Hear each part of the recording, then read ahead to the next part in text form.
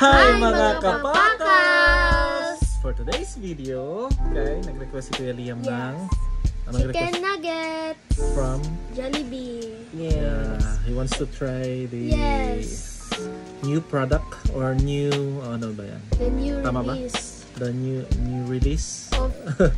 Jollibee. Yes. The chicken nuggets. You know why? It's because I watched a commercial of Jollibee chicken nuggets. So and you think? So we will try if it's delicious or not. Okay. Alright. So we have honest review. So we have two dips here. This is the the spicy one and the barbecue. Yan ang gusto ni Kuya Liam, yung barbecue. Okay, so we'll try. So okay, first get si one, Kuya Liam. Get one. Pero I think ako rin. Yeah. So sa texture, crunchy, juicy.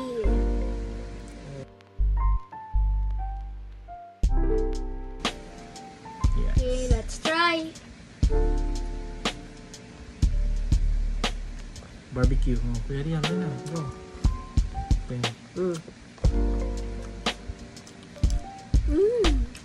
Sarap hindi? Sarap. Are you sure? Para try na akong barbecue. bet na ako ni. Spicy. Yeah. I love it. It's like McDonald's. Of course. Same lang. Kasi lagi siyang lagi siya, suki siya sa McDonald's. Yeah. But now, kay nakita niya sa advertisement na merong new gi-release ang Jollibee na chicken nuggets. So gusto niya i-try. So siguro, same lang. This is not sponsored, guys. So whatever we say here are real review from us. From us. Mas lamian ka sana. Spicy. Sriracha. Yeah. Let's try. Yeah. Already try a little bit. Daw lami man hud ni. Spicy peppers. So try niyo guys. Ano siya gamay? How much? 99. 99. 6 pieces. Okay. 6 only. Try nyo ang bagong chicken nuggets from Jollibee. Thank you, Jollibee. Thank you po. Sarap.